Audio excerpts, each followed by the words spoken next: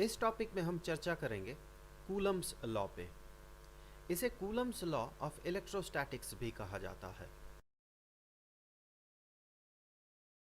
हमें पता है कि अगर हमारे पास दो पॉजिटिव चार्जेस हैं तो ये एक दूसरे को अपने से दूर धकेलते हैं। अगर हमारे पास दो नेगेटिव चार्जेस हैं तो ये दो नेगेटिव चार्जेस भी एक दूसरे को अपने से दूर धकेलते हैं। पर अगर हमारे पास एक पॉजिटिव चार्ज और एक नेगेटिव चार्ज हो तो इन दोनों के बीच जो फोर्स काम करता है ये अट्रैक्टिव फोर्स होता है। तो इस रूल से हम फोर्स का डायरेक्शन पता कर सकते हैं। जैसे कि पहले केस में देखें, फोर्स का डायरेक्शन एक दूसरे से दूर, दूसरे केस में फोर्स का डायरेक्शन एक दूसरे से दूर, तथा तीसरे केस में फोर्स का डायरेक्शन एक दूसरे के तरफ है। लेकिन फोर्स का मैग्नीट्यूड का क्या? फोर्स का मैग्नीट्यूड डिसाइडेड होता है इस कूलम्स लॉ से।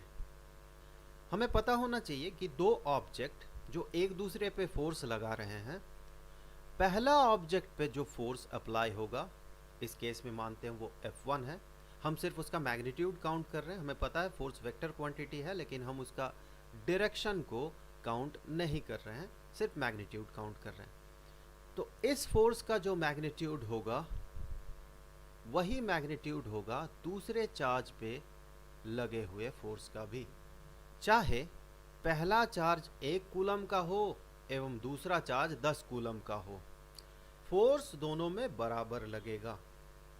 तो दूसरे केस में हम कह सकते हैं कि ये अगर F2 हुआ तो ये फोर्स भी F2 होगा।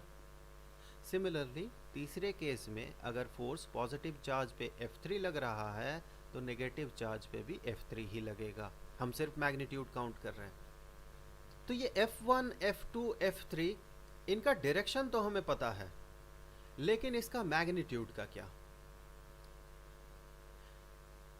जैसा कि हमने चर्चा किया, इसका मैग्नीट्यूड डिसाइडेड होता है कूलम्स लॉ से। कूलम्स लॉ ये बताता है कि जो भी फोर्स अप्लाई होगा एक चार्ज्ड बॉडी पे,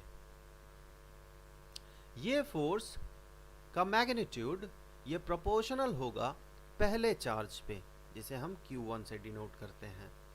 फॉर एग्जाम्पल इस केस में देखें, ये है Q1 और ये दूसरा चार्ज है Q2। Q1 और Q2 पे जो फोर्स लगेगा दोनों ही चार्जेस पे वो फोर्स बराबर होगा।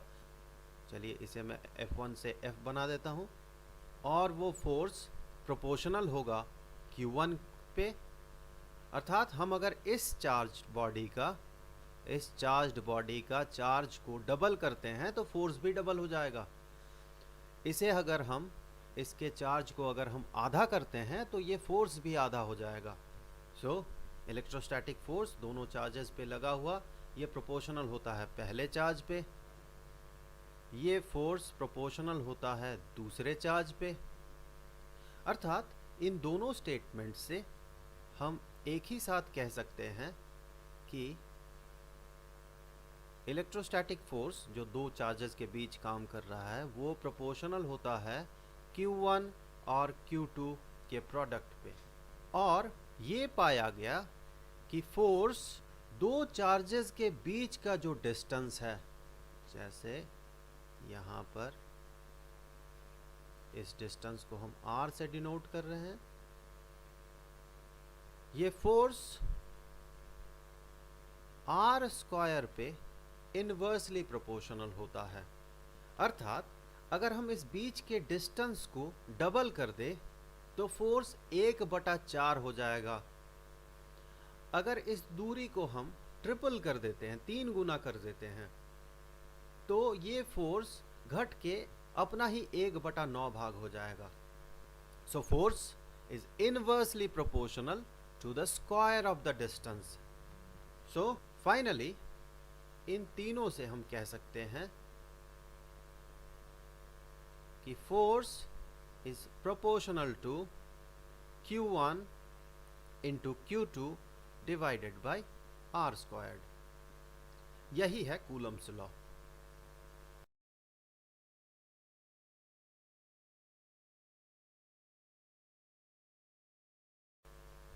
हमने देखा कि दो चार्जेस के बीच लगा हुआ फोर्स ये प्रोपोर्शनल होता है दोनों चार्जेस के मैग्नीट्यूड के प्रोडक्ट पे, तथा ये इन्वर्सली प्रोपोर्शनल होता है इनके बीच का डिस्टेंस के स्क्वायर पे। यहाँ पर देखिए, अगर हम इस प्रोपोर्शनलिटी साइन को सब्सटीट्यूट करना चाहे इक्वालिटी साइन से, तो हमें एक कांस्टेंट ऑफ प्रोपोर्शनलिटी इंट्रोड्यूस करना होगा। इलेक्ट्रोस्टैटिक्स में ये कांस्टेंट ऑफ प्रोपोर्शनलिटी को कूलम्स कांस्टेंट कहा जाता है, जिसे C से डिनोट किया जाता है। तो ये C जो कि कांस्टेंट ऑफ प्रोपोर्शनलिटी है, और ये Q1 और Q2 divided by R square.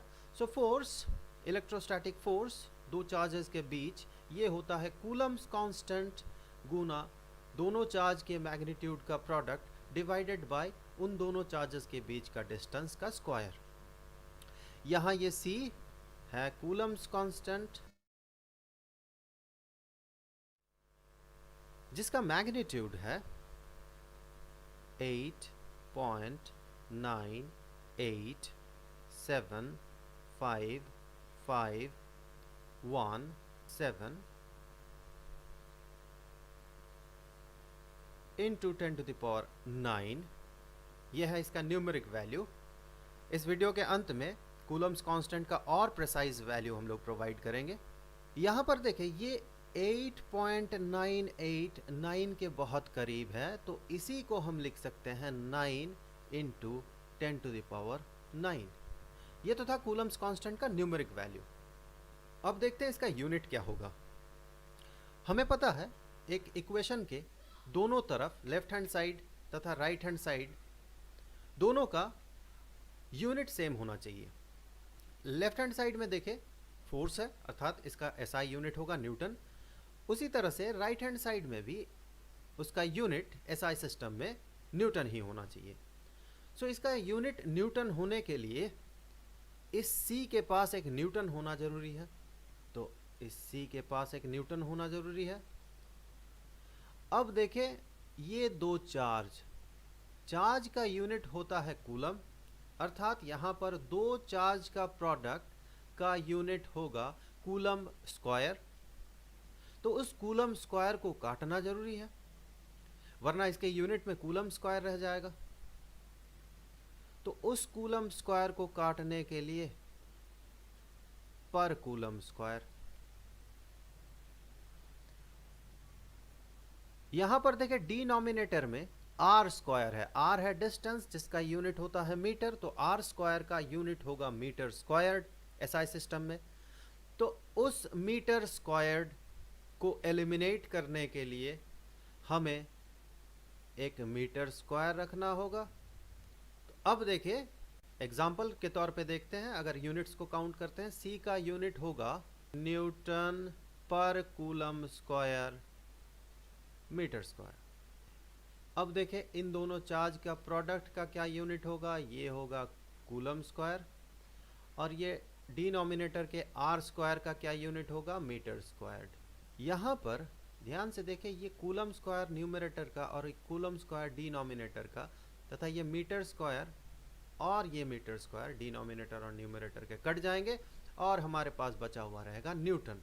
तो पूरा एक्सप्रेशन जब इवैल्यूएटेड होगा, तब ये एक्सप्रेशन हमें यूनिट के तौर पे न्यूटन देगा। आजकल इस कांस्टेंट ऑफ प्रोपोर्शनलिटी को C से डिनोट नहीं किया जाता है, बल्कि उसी C के बदले हम यूज करते हैं 1/4 पाई एप्सिलॉन नॉट। तो इक्वेशन क्या बन जाएगा, C के बदले 1/4 पाई एप्सिलॉन नॉट, और यहाँ Q1 Q2 divided by R squared. So ये कूलम्स कांस्टेंट और ये 1/4 पाई एप्सिलॉन नॉट, इन दोनों का मान बिल्कुल बराबर होना चाहिए। सो ये कूलम्स कांस्टेंट और 1/4 पाई एप्सिलॉन नॉट, इन दोनों का वैल्यू बिल्कुल बराबर सो अगर इस इक्वेशन को आप इवेल्युएट करें तो आपको मिलेगा एप्सिलॉन नॉट का वैल्यू, इस एप्सिलॉन नॉट का वैल्यू 8.8541187 इंटू 10⁻⁻12। अगर आप बहुत गौर से देखेंगे तो इसका यूनिट कूलम्स कांस्टेंट के यूनिट का रेसिप्रोकल होना चाहिए। क्यों? क्योंकि देखिए कूलम्स कांस्टेंट न्यूमरेटर में है और ये एप्सिलॉन नॉट डिनोमिनेटर में है। इस एप्सिलॉन नॉट को absolute permittivity of free space भी कहा जाता है। तो यहाँ पर देखिए ये absolute permittivity of free space अगर डिनोमिनेटर में हुआ और ये 4 पाई के पास अगर कोई यूनिट ना हो तो सी ने जो काम किया यहाँ पर न्यूटन लाने के लिए, एप्सिलॉन नॉट चूंकि वो डिनोमिनेटर में है उसी का उल्टा करना होगा इसे। तो इसका यूनिट होना चाहिए कूलम स्क्वायर पर न्यूटन पर मीटर स्क्वायर्ड। और इसे हम क्या कहते हैं? इसे हम कहते हैं एब्सोल्यूट